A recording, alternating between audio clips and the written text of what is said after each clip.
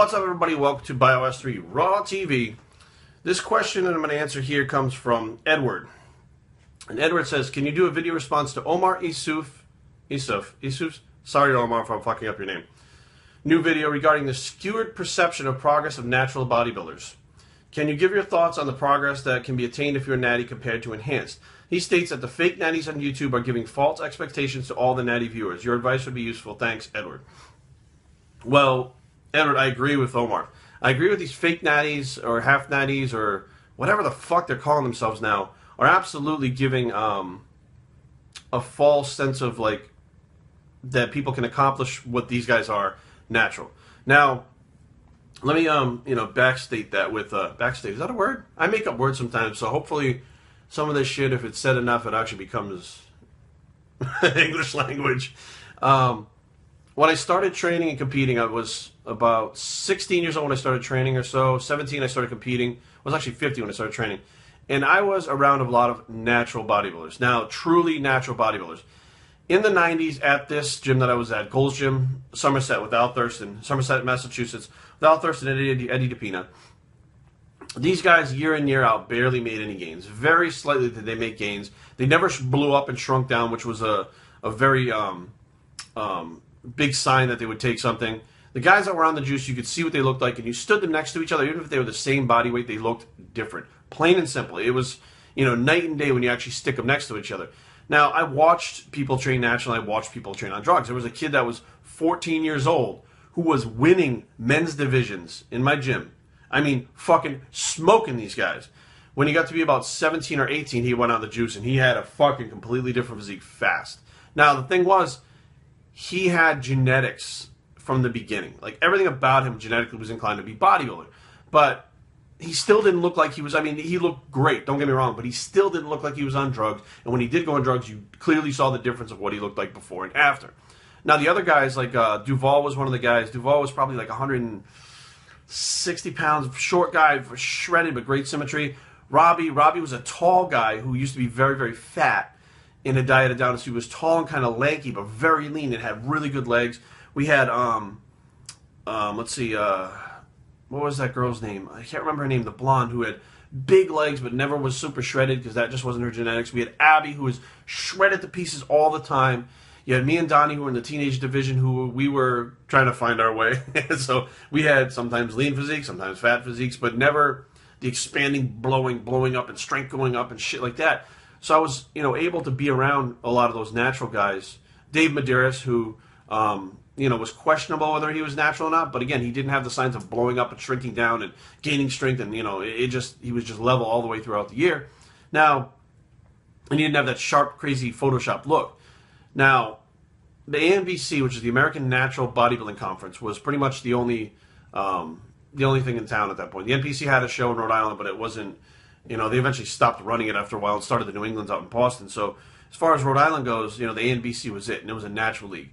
And Al Thurston, who was the head of, he ran our gym, he owned our gym, but he was like the head of, whatever it was in the federation. He wasn't the top guy, but he was one of the top judges, etc., stuff like that.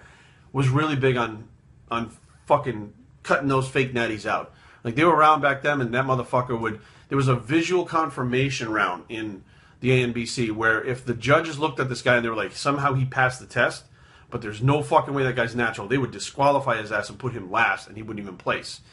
And that was something that was like a fail-safe to make sure that, you didn't slip through the cracks and were able to use drugs.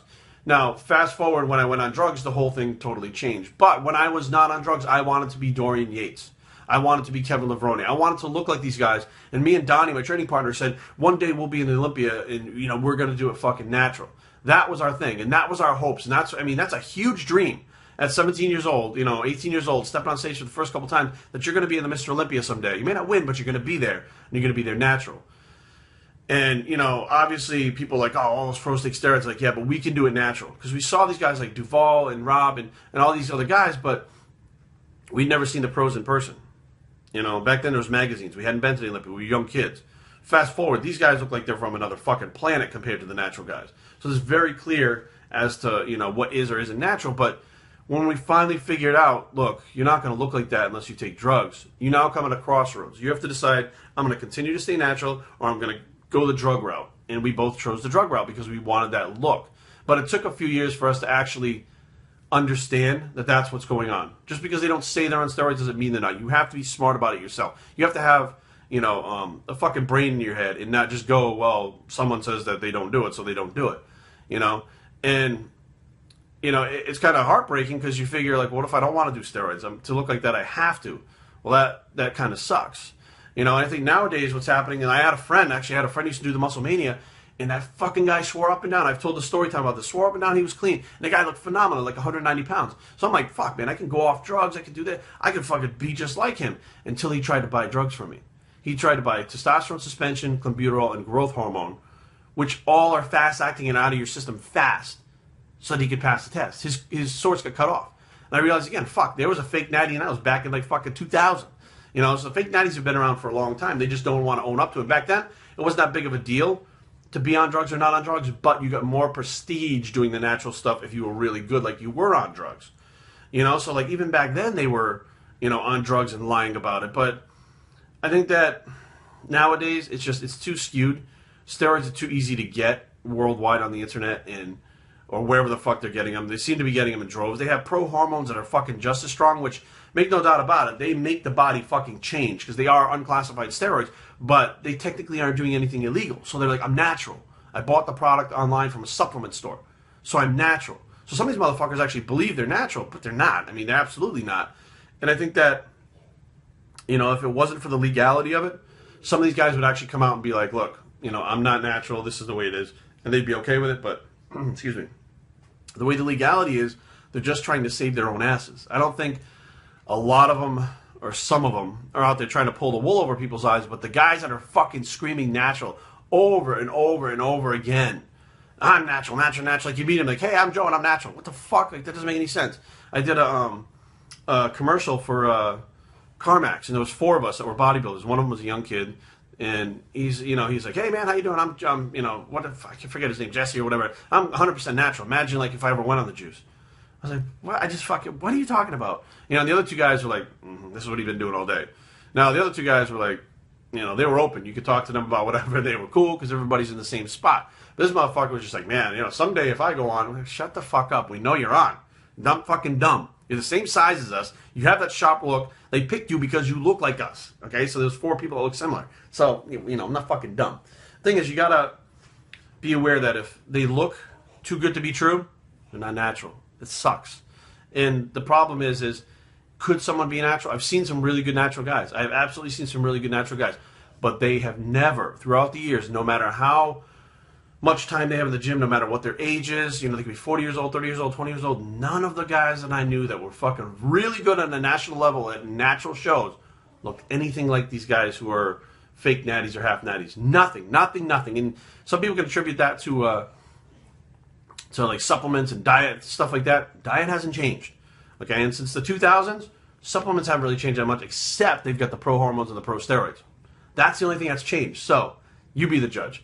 Biosretraining@gmail.com. Leave comments down below, but don't fight. www.biosretraining.com is the blog, and where the half natty bicep, or the fake natty bicep, or what the fuck is it called? Whatever, the natty bicep, whatever. We're out.